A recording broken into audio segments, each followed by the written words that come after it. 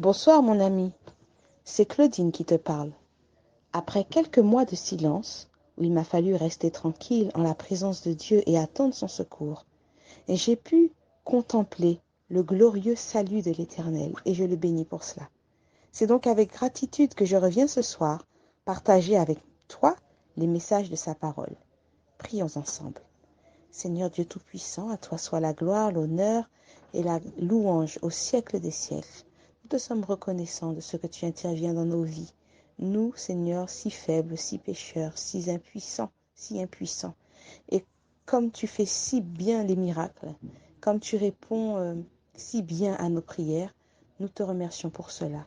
Conduis-nous ce soir dans l'étude de ta parole. Au nom de Jésus. Amen.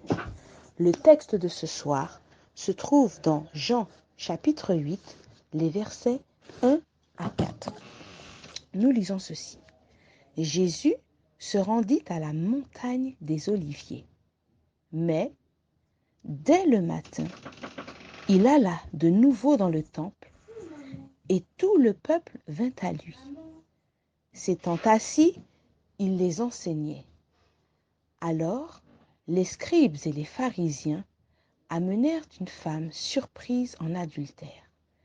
Et, la plaçant au milieu du peuple, ils dirent à Jésus, « Maître, cette femme a été surprise en flagrant délit d'adultère. »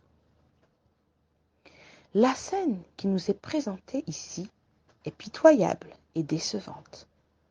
Nous nous retrouvons en présence de Jésus, en présence de ses auditeurs. Jésus est assis et il enseigne.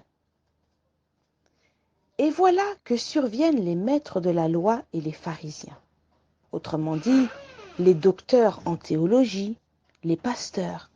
Ces hommes influents, considérés comme proches de Dieu, étant ceux qui le connaissent certainement le mieux. Les voilà qui traînent au milieu de la foule une femme, peut-être dévêtue, parce qu'ils l'ont surprise en flagrant délit d'adultère. Je me demande comment ils ont pu réussir à tomber sur cette scène intime sans vraiment le vouloir. En tout cas, cette scène illustre la justice telle que les hommes la conçoivent. Elle l'avait bien cherchée, hein? Tout le monde doit savoir quel genre de femme elle est. En effet, il est souvent de bon ton dans notre société de se sentir supérieur, pur et saint lorsqu'on montre publiquement à quel point on est offusqué devant le péché des autres. Mais ce comportement illustre-t-il réellement les méthodes de Dieu? Beaucoup d'hommes et de femmes aujourd'hui préfèrent vivre leur vie comme ils l'entendent, loin de ce Dieu qu'ils perçoivent comme étant un juge implacable, qui scrute leur vie pour dévoiler au grand jour leurs vices, leurs fautes et leurs échecs cachés. Leurs cœurs lui sont donc complètement fermés. Mais le connaissent-ils vraiment? Que nous dit la Bible au sujet de la façon dont Dieu considère le pécheur? Je t'invite, mon ami, à tourner les pages de ta Bible dans le livre d'Ésaïe, au chapitre 55 et au verset 7. Que le méchant abandonne sa voie et l'homme d'iniquité ses pensées, qu'il retourne à l'Éternel, qui aura pitié de lui, à notre Dieu qui ne se lasse pas de pardonner. Voici ce que dit maintenant le livre d'Ézéchiel, au chapitre 18 et au verset 23. Ce que je désire, est-ce que le méchant meure, dit le Seigneur l'Éternel?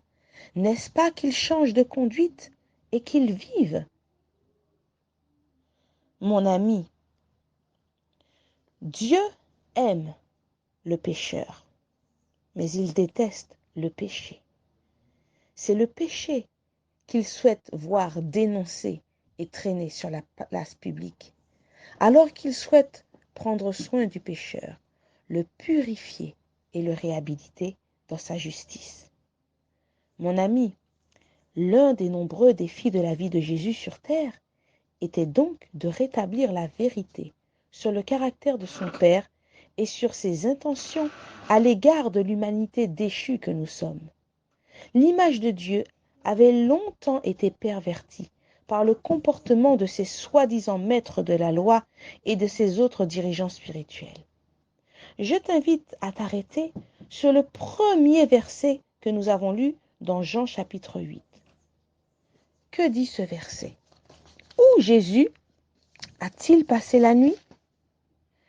Il nous dit Jésus se rendit à la montagne des Oliviers. Qu'est-ce que la montagne des Oliviers? Eh bien, plusieurs allusions sont faites à cette montagne de l'Ancien au Nouveau Testament.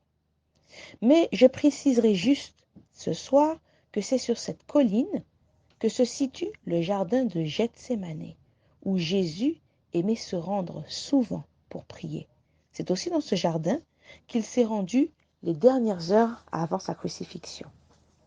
C'est là qu'il passait des heures en présence de son Père et qu'il recevait la force et la direction divine pour affronter les défis quotidiens.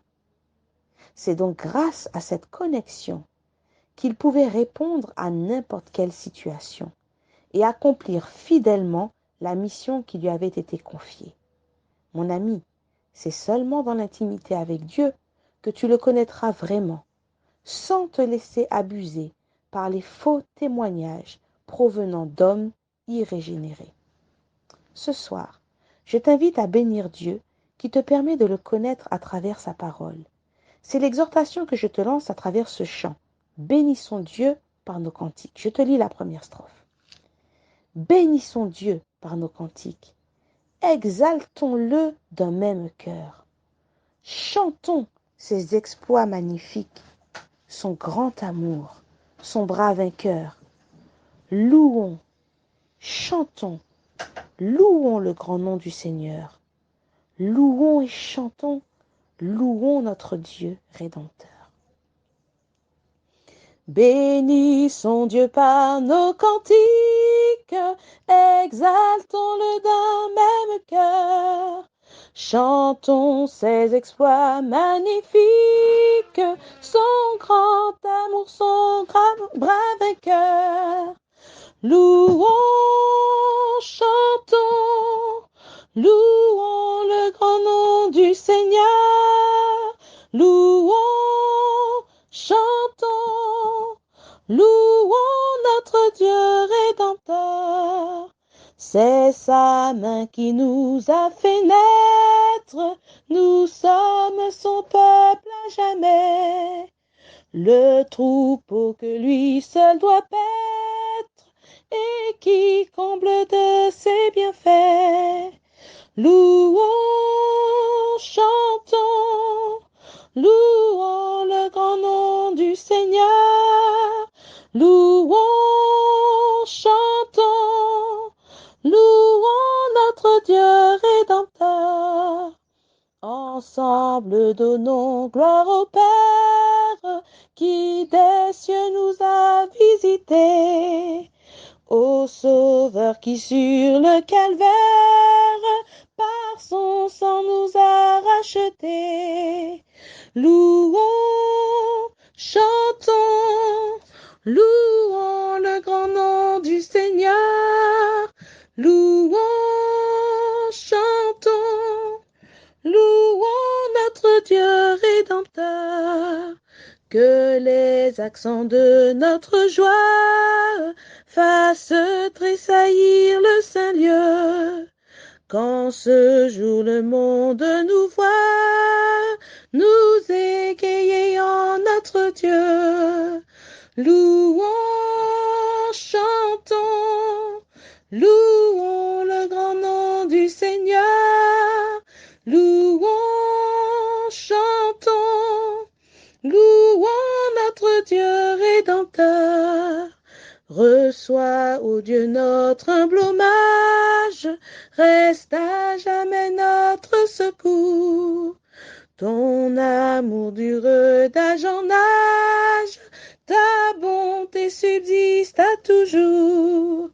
Louons, chantons, louons le grand nom du Seigneur. Louons, notre Dieu rédempteur.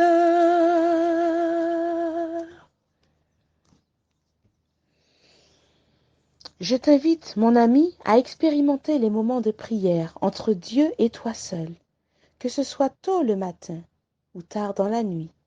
Tu sais, parfois, il nous arrive de couper notre sommeil pour regarder des films, pour aller en soirée, pour faire toutes sortes de choses. Mais je t'invite aussi à accepter de couper parfois ton sommeil pour passer du temps avec Dieu. Bonne soirée, mon ami.